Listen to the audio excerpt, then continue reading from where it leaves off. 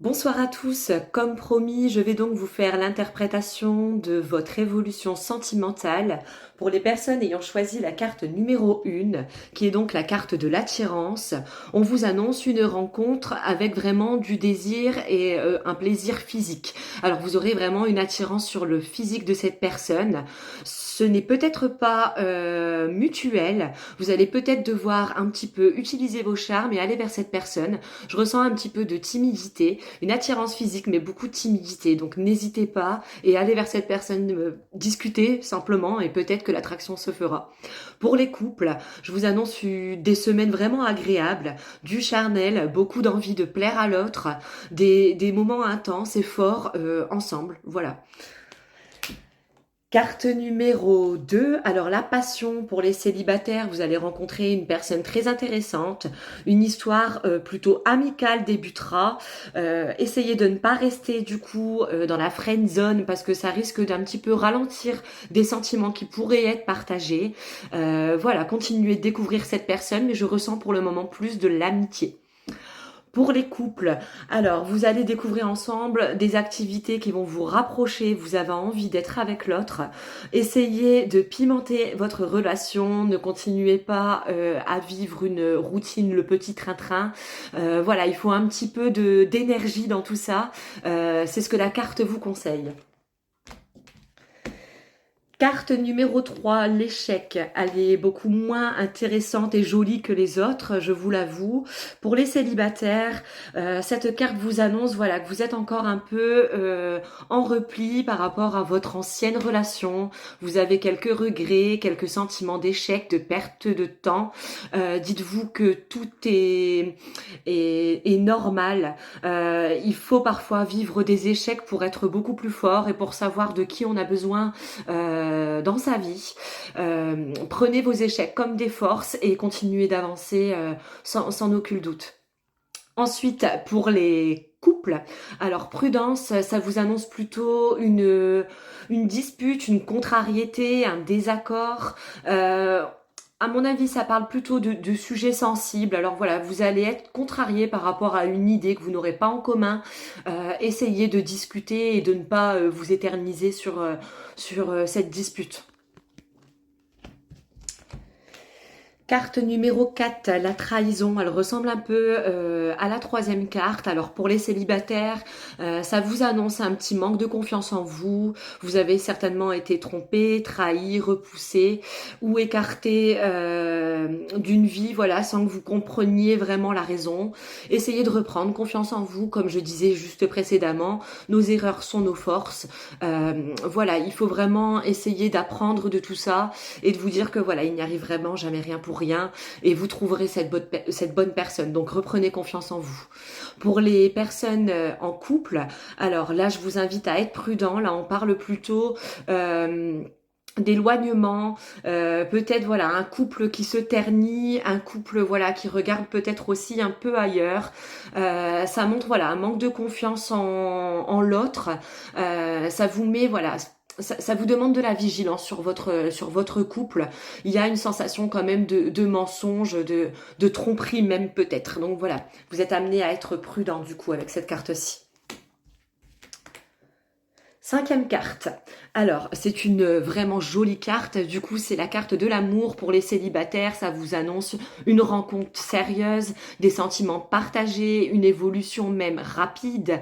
Vraiment une personne qui sera compatible avec vous. Vous allez vraiment être heureuse. Voilà, ça annonce une période vraiment d'amour et de déclaration et vraiment de belles choses. Pour les couples, ça montre du coup une relation saine, une relation basée sur des choses solides. Ça montre peut-être même une concrétisation, une famille, donc peut-être même des enfants. En tout cas, voilà, quelque chose vraiment avec beaucoup d'amour et beaucoup de bienveillance. Alors, sixième carte. Alors, carte de la séparation. Alors, pour les célibataires, ça vous montre, voilà, ça vous montre une envie de changer de chemin.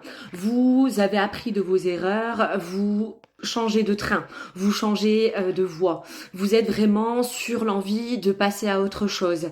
La carte est effrayante quand on est célibataire, mais vraiment ça montre, voilà, vous avez une relation qui a peut-être été nocive ou qui vous a fait du mal, mais vous êtes sur le chemin de la guérison. Vous empruntez une nouvelle voie. Pour les couples, ça mène à la prudence également. Ici, on montre voilà une certaine distance dans le couple, un certain ennui. Peut-être ça peut annoncer un divorce, ça peut annoncer des choses quand même assez lourdes.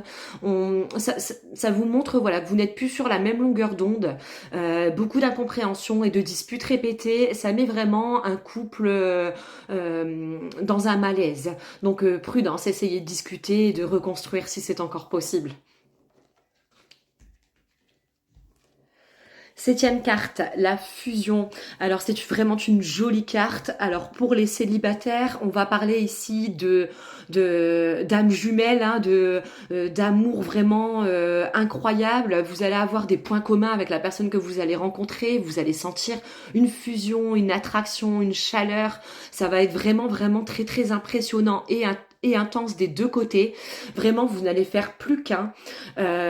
Parfois, ces relations peuvent être dangereuses parce que trop rapides et du coup, il y a des fois des finalités moins glorieuses que ce qu'on attendait. Mais vraiment, profitez de chaque instant parce que c'est vraiment des sensations qu'on ne ressent pas tous les jours dans des rencontres. Donc vraiment, voilà, il y a quelque chose à construire, en tout cas avec cette personne qui vous est vraiment semblable.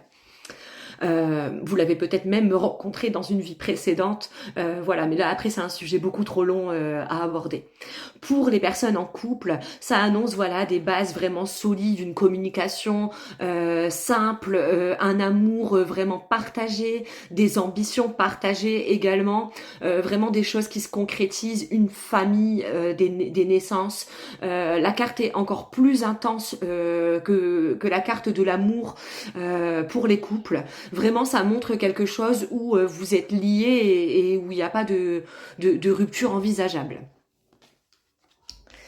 Dernière carte, carte 8, alors la carte du mariage.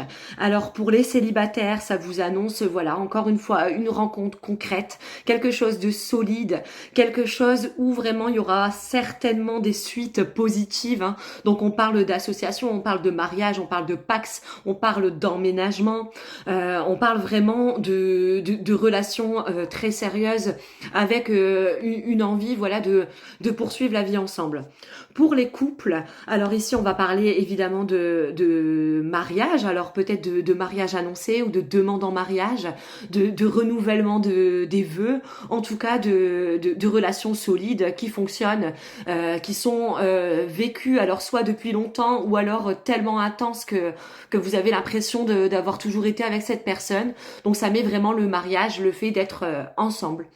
Voilà, c'est terminé pour moi au niveau de l'interprétation. J'espère que ça vous aura parlé. Laissez vos commentaires, donnez-moi vos avis sur ce que je viens d'annoncer et à très vite pour d'autres publications.